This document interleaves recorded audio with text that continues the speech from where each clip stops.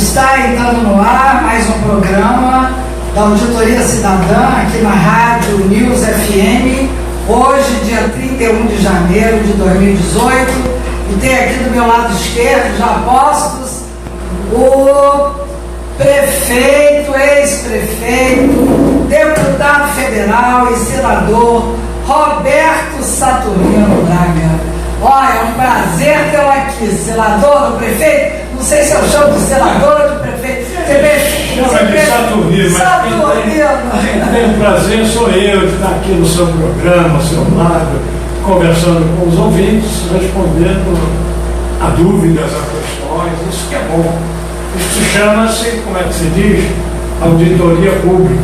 É, porque a auditoria cidadã a gente não só convida as pessoas, os cidadãos, as pessoas anônimas para vir ao programa, como também pessoas conhecidas. E hoje, quando falou o seu nome, aliás, eu fiz um suspense. Eu disse que viria ao programa uma pessoa que foi administradora da cidade, prefeito da cidade, na década de 80, não disse quem era, mas que tinha uma particularidade. Essa particularidade era integridade total e absoluta. E aí, logo em seguida, a Marilda Campos, não sei se conhece, ela disse: só pode ser o Saturnino.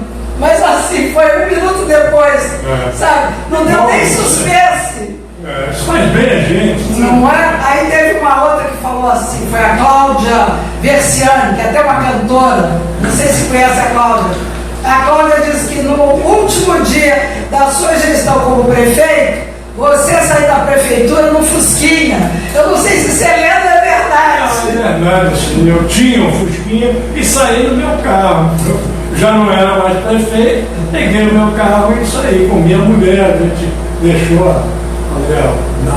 o palácio, quer dizer, a prefeitura funcionava naquele dia para o palácio da cidade, que é ali na rua São Clemente. Eu saí, peguei a São Clemente e fui embora. Então já faz parte do folclore, mas é o folclore verdadeiro, né? Então vamos voltar, antes de começar esse papo, que é importantíssimo falar do PLI, vamos voltar aqui para o Roberto Saturnino, nosso amigo, e por que a população tem tanto apreço pelo Saturnino. Ele foi o primeiro prefeito eleito depois da ditadura, né, por voto direto. Isso foi em 86, né, o senador? A eleição foi em fim de 85, eu tomei posse no início de 86. Pois é.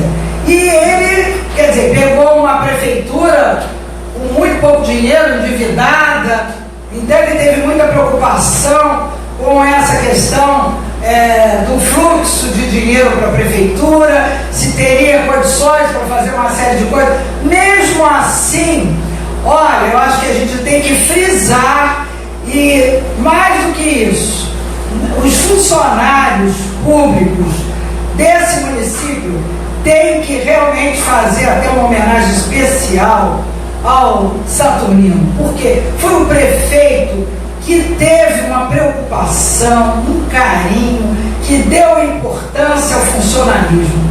Porque o serviço público realmente não pode funcionar se você não der condições de funcionalidade a essa equipe. E ele deu essas condições. Ele fez plano de carreira, não foi isso?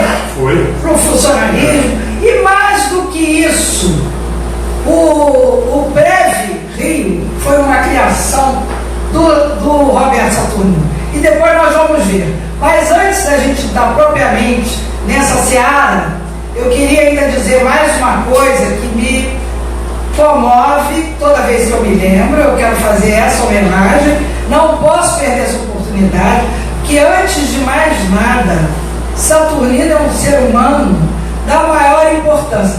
E eu sou testemunha disso, que eu vi por vários anos ele indo para todo lado aqui no Rio de Janeiro, no Teatro Casagrande, que ele preside, né? E que todo mundo conhece o Teatro Casagrande, por tudo que já fez, as atividades maravilhosas, culturais, sociais, artísticas. mas ele sempre acompanhado da esposa, Eliana, né? Eliana, eu a perdi vai fazer um ano. Pois. Foi uma perda, sei lá, mais de metade da minha vida, enfim. Foi um período muito, muito, muito ruim para mim, mas estou vivo aqui para sobreviver, né? Mas olha só, e o carinho que ele tinha, porque a Eliana já... Aliás, Eliana é o nome da minha nora, que mora lá em Miracema. Você conhece Miracema? Conheço. Eu conheço esse estado do Rio todo, todos os municípios, todas as cidades pequenas, porque eu já fiz várias campanhas. Eu comecei a minha vida política como deputado federal pelo antigo estado do Rio. Então eu conheço todo esse interior, já visitei várias, sei lá quantas campanhas eu já fiz. E depois de Miracema é perto de Campos. Você é campista, né? O meu pai Barreto era de Campos também. A gente já começa a encontrar várias coisas, né? Para dar uma amenidade ao programa.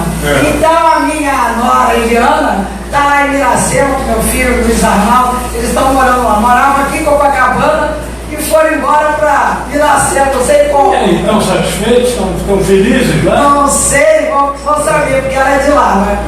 Mas, enfim, a sua esposa, na época, né? Foram vários anos, tinha problema de ordem de saúde, de uma certa dependência, mas ele estava lá, ao invés de deixar a mulher em casa, como muitos homens fariam, esse estômago eu não quero. Não, ele estava junto, ele estava ali, companheiro, amigo, protetor. Isso realmente era uma atitude comovente, porque era partilhado por todos nós, entendeu?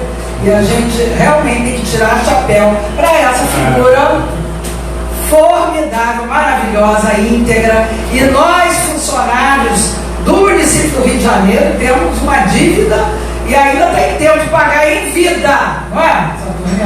Vamos pagar essa dívida aí. Não pagar nada, eu não fiz mais do que o meu dever. Agora, tive muita dificuldade, procurei de todas as formas superá-la e, sabe, o município do Rio, ele era quase que uma secretaria do governo do Estado, porque o prefeito era nomeado pelo governador, então ele tinha uma dependência política completa.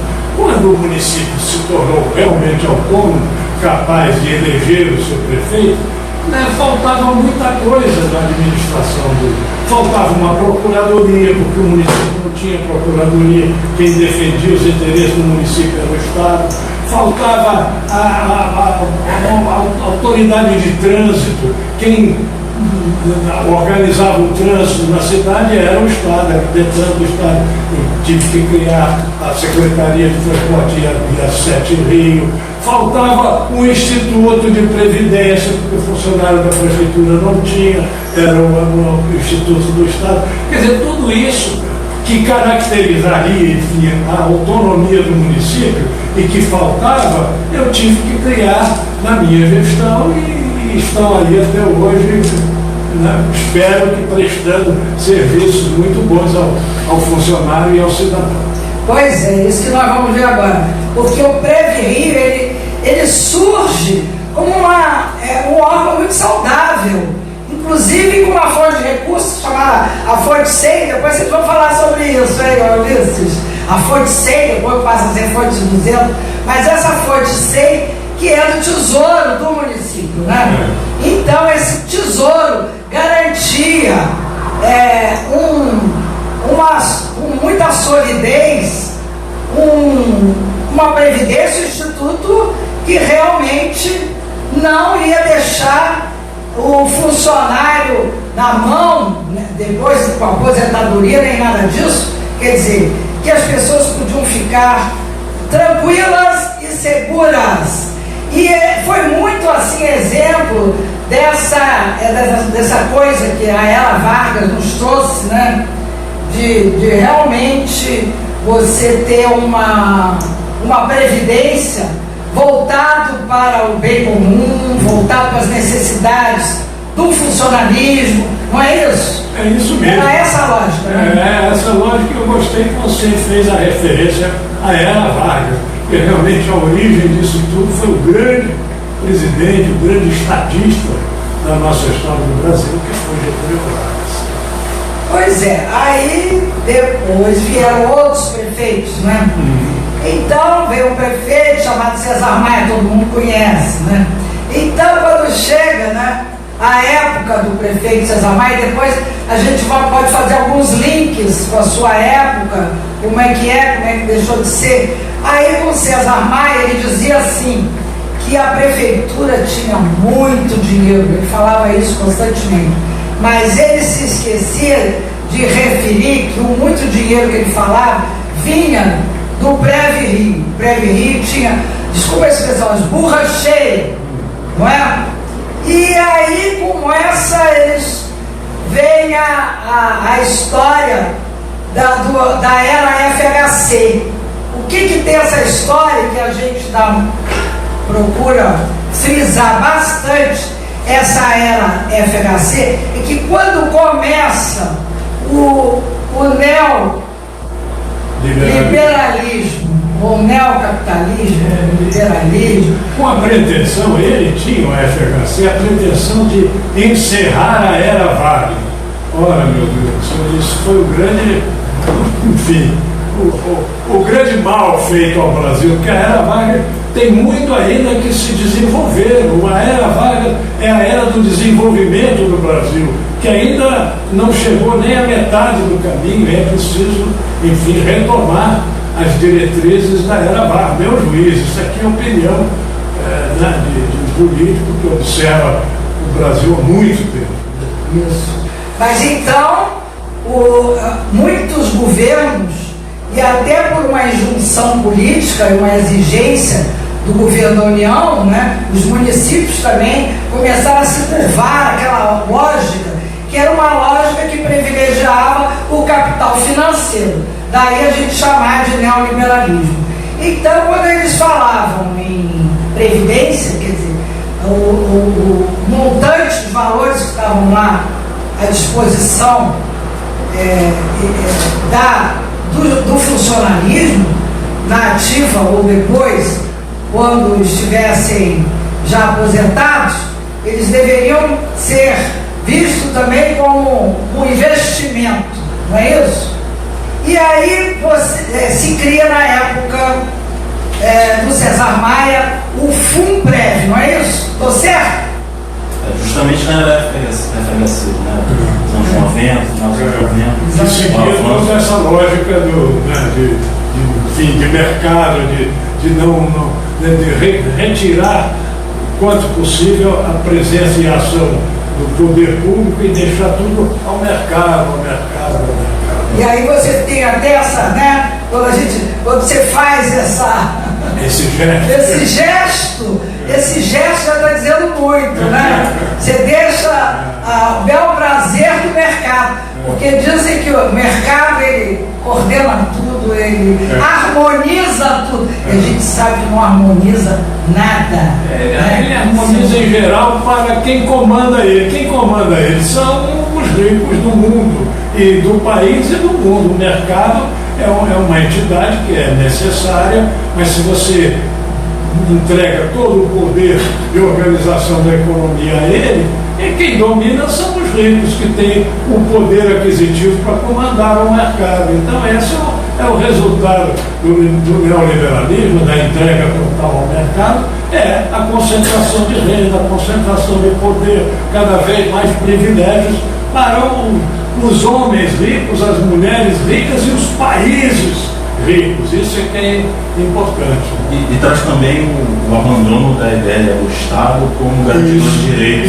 Isso, fundamental. O que está no centro da ideia que promoveu a criação do PEV-RIO, né?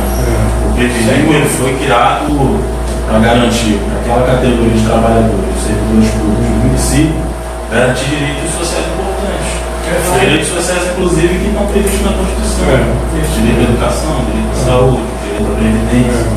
E um avanço das ideias neoliberais, né, desse modismo que a história tratou de legal um cantinho não muito privilegiado, com o avanço dessas ideias, a gente percebe claramente, e a história do Previ Rio nesses 30 anos é um belo exemplo disso, né? A gente percebe claramente o desmonte de toda uma estrutura montada para garantia de direitos.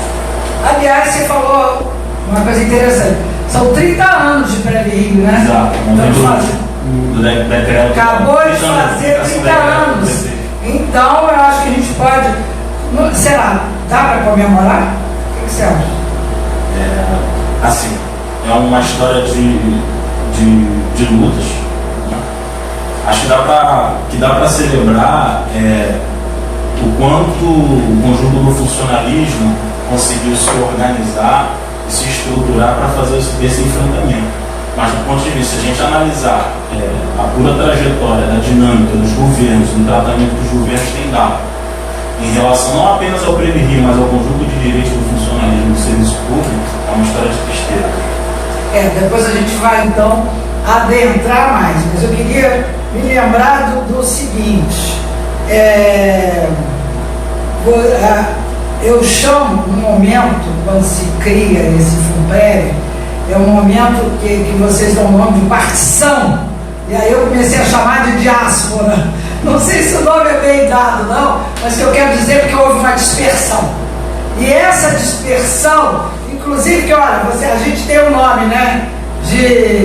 Eu falei diáspora, de partição, e tem uma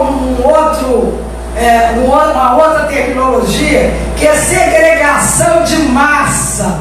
E aí eu chamei de segregação das massas, porque eu acho que foi um momento de uma grande divisão, né? Então muita gente não entende, porque aí você faz você começa a dividir, não tem esse ditado, que a gente tem que dividir para reinar? Então foi a hora que eles fizeram um corte epistemológico, a gente pode usar várias expressões, e como eu gosto das expressões, para a gente poder refletir, pensar, por quê? Então agora o Ulisses é que vai me explicar, e depois aqui a gente vai ter o Barreto também para corroborar a explicação do Ulisses. Por que houve esse corte? Deixa eu permitir voltar só um pouco antes do tempo para fazer um resgate da ideia do Previ e como ele foi concebido, né? Lá no final dos anos 90, a ideia de previdência ainda não contemplava pagamento de aposentadorias, né? A ideia de previdência concentrava pagamento de pensões e outros benefícios, auxílio funeral, auxílio natalidade.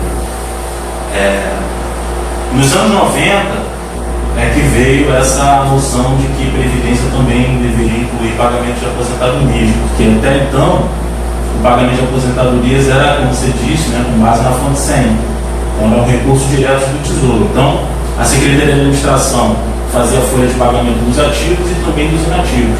A despesa toda era paga com recursos do Tesouro Municipal. Eram poucos inativos ainda, né? O município era recente, né? De certa forma sim. Mas havia esse sentimento de compromisso e de responsabilidade mais direta da sociedade com o pagamento dos aposentados da municipalidade. Né? Era um compromisso mais direto. Então, o Previ Rio, que tinha como receitas as contribuições dos servidores, exclusivamente as receitas eram as contribuições dos servidores, aquelas descontadas no contra-cheque, ele gozava de superávites maravilhosos. Você tinha uma fonte de receitas bastante considerável e, comparativamente, as responsabilidades, os compromissos e benefícios não alcançavam, então a gente tinha superávites. Isso se sucedeu, foi ao longo dos anos, até o final dos anos 90, o Previ Rio tinha uma situação financeira maravilhosa e inclusive foi considerado referência na década de 90, no final dos anos 90. Referência para o país inteiro, né? Um programa de cartas de crédito fabuloso. Você tinha, por exemplo, o mercado imobiliário nos anos 90, eu me lembro disso muito claramente, ficava esperando quando é que o Previ Rio vai abrir carta de crédito. Porque era, por muitos anos, o programa de financiamento imobiliário do Previ Rio quem aquecia o mercado imobiliário do Rio de Janeiro. Então, você tinha uma carteira muito volumosa de financiamentos imobiliários. E aí, na década de 90, com os ataques das teorias neoliberais,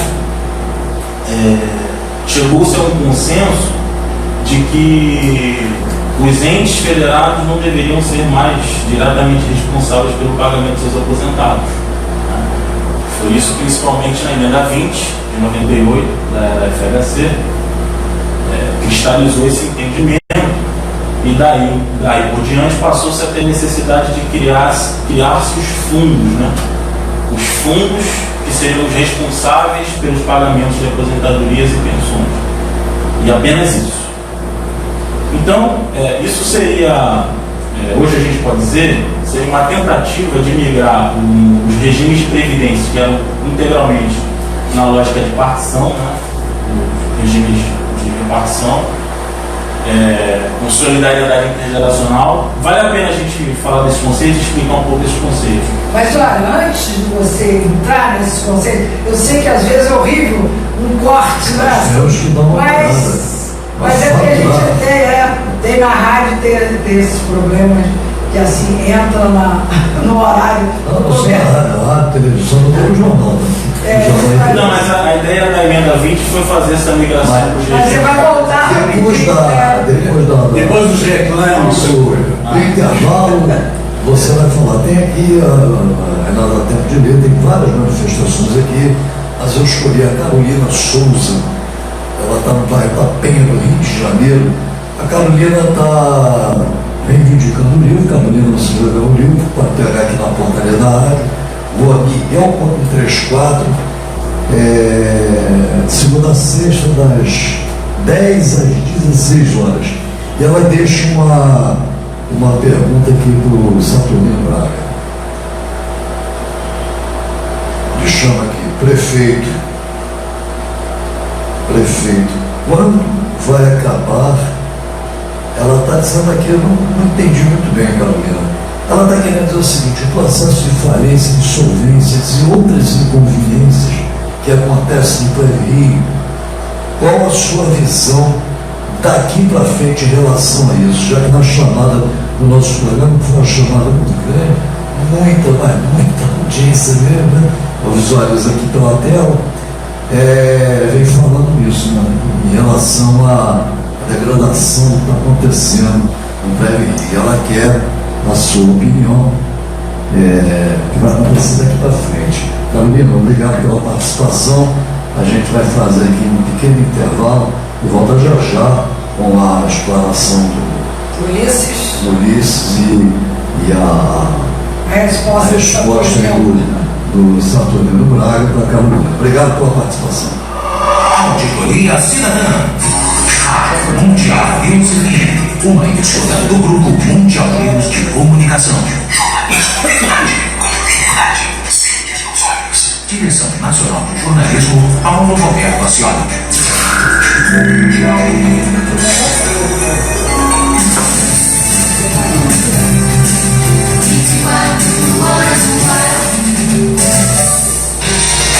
Infogênese, tudo para informática. Trabalhamos com câmeras semiprofissionais, acessórios para telefones e todas as marcas de baterias, cabos e carregadores. Temos carregadores portáteis para celulares, fones e HDs interno e externo. Aproveitem nossas ofertas. Avenida Rio Branco, 156, loja 223, estande 1, edifício Avenida Central. Telefone 21 3172 2055. Estamos apresentando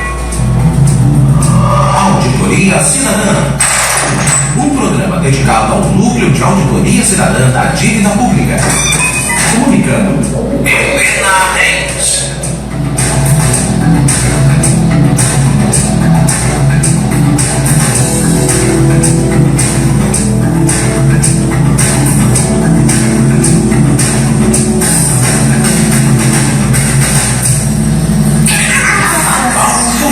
Segundas, quartas e sextas, de 8 às 10 da manhã e de 6 às 8 da noite, com programa inédito, toda segunda de 6 às 8 da noite.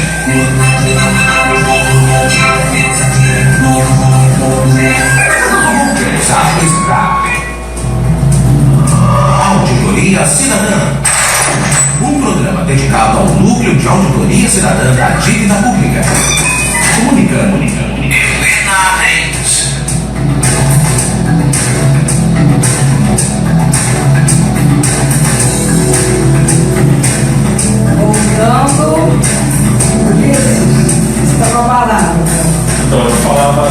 da ideia de migração, né, que veio nos anos 90, que foi a lógica da financiarização dos regimes previdenciários. Né? Então, você tinha um compromisso direto da sociedade, que custeava o pagamento das aposentadorias dos servidores públicos, e aí o conceito da financiarização impôs a criação de fundos de capitalização. Então, aquilo que antes era responsabilidade direta do poder público passava, de uma certa forma, a ser um direito garantido de acordo com a rentabilidade dos fundos num sistema de capitalização. Qual é o problema disso? O problema disso é o seguinte: quando você, por exemplo, os banqueiros, um banqueiro decide criar um fundo de aposentadoria, ele tem zero de compromissos financeiros com benefícios e tem uma massa de segurados. Então, de início, ele só tem contribuintes, né, e só vai começar a ter compromissos com pagamento de benefícios no longo, no médio e no longo prazo. Então, você tem tempo de gerar uma capitalização enquanto não tem os compromissos com pagamento de benefícios. O problema é quando você pega e tenta mudar, aplicar esse modelo em regimes que já existem, que já têm vidas em andamento. Né? O município do Rio de Janeiro, por exemplo, tinha aí na faixa de 50 mil vidas quando veio a ideia da criação do fundo. E como é que você faz para garantir os benefícios daqueles que já estão no regime a partir de um fundo de capitalização? Né? O custo disso é gigantesco. O volume financeiro que você precisa para garantir esses compromissos, que no dia seguinte à criação do fundo você já tem gente se aposentando. Como é que você paga isso? Então, o problema disso é o custo financeiro dessa migração, que o país não tem. O mundo inteiro está se deparando com esse problema. Né? Você tem as sociedades, a partir de uma lógica economicista e financista, entendendo que não querem mais ter o custo da previdência pública, né? E no lugar disso estão tentando criar sistemas de capitalização, né? Onde o próprio indivíduo se responsabiliza pelo custeio dos seus benefícios futuros. O problema é que o custo dessa migração é gigantesco. Qual foi a solução encontrada aqui na década de 90?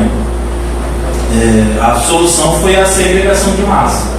A Lei 3344 de 2001, né, que cria um novo sistema de previdência, fez o que a gente chama, e você disse bem, de segregação de massa. Então, você, na criação da lei, você tinha uma massa de servidores já aposentados ou com direito ao benefício, e esses continuariam sob a responsabilidade do Tesouro Municipal. É o que a gente chama do regime administrativo. E aqueles que adquirissem direito a partir da criação do fundo, a partir de 2002, seriam dentro do regime financeiro de capitalização, sob responsabilidade direta do fundo, e não mais sob responsabilidade do Tesouro. Essa foi a solução encontrada. Então, houve ali uma segregação de massa. E esse é o panorama do que a gente vê no século XXI. Né? A gente tem ali muito claramente, na virada do século, a gente tem um abandono gradual das ideias e dos ideais trabalhistas, né, do Estado como garantidor de direitos, e você começa a ter, muito claramente no regime de previdência do município do Rio de Janeiro e também em outros lugares do país, a partir da virada do século, você tem a financiarização vindo como uma ideia que influencia a lógica de gestão de direitos do município do Rio de Janeiro. Então esse é o ponto, nós chegamos ao ponto em que você colocou da segregação de massa e da criação do FUNPREVI. Né? Um detalhe interessante, né? O FUNPREVI foi uma tentativa de criar um sistema de capitalização sem capital. Né? E frequentemente é o que ocorre. Frequentemente é o que ocorre. Por quê? Porque apesar de estar sendo criado um regime, um fundo de capitalização, o que aconteceu foi que o dinheiro que entrou nesse fundo eram recursos que tinham sido acumulados pelo PreviRio, com contribuições integralmente aportadas pelo servidor público. Quando isso? 2001, na Lei 3344, né? O que tinha de recursos que criou o fundo, o FUNPREVI, e a lei diz isso claramente. Os recursos que vieram para lastrear, em termos de capital, o fundo, foram recursos que vieram aqueles acumulados do PreviRio, né? Sem absolutamente nenhum tostão do Tesouro Municipal. Né? Então, não tinha como dar certo. Eles criam fundo sem fundo. Exatamente isso. É muito ilógico isso. Exatamente isso. E isso foi a ideia que, de certa forma, aquela coisa um tanto brasileira, né, distorcida, é a ideia que acompanha a criação dos regimes dos fundos no Brasil inteiro. Né? Hoje disse que existe um problema estrutural, não existe um regime no país, um regime próprio baseado na lógica de capitalização que não seja deficitário. Né? Eu acho até gozado quando os governos dizem o Funprevi é deficitário. Eu sempre respondo uma pergunta: em que mês, dia, mês e ano o Funprevi não foi deficitário? Né? Já começa. Ele já foi criado no buraco. No buraco. Exatamente. É o fundo, mas fundo do poço. Porque a exigência central de você estabelecer um regime de capitalização é você ter capital, de modo que esse capital seja gerido, né, dentro da lógica financista, e essa lógica gere recursos para a sustentabilidade do fundo. Então não faz sentido nenhum você criar um fundo. Então é aquela forma macaqueada que no Brasil as elites encontram para atender a certos interesses, em detrimento da garantia de direitos e em detrimento da população brasileira. Né?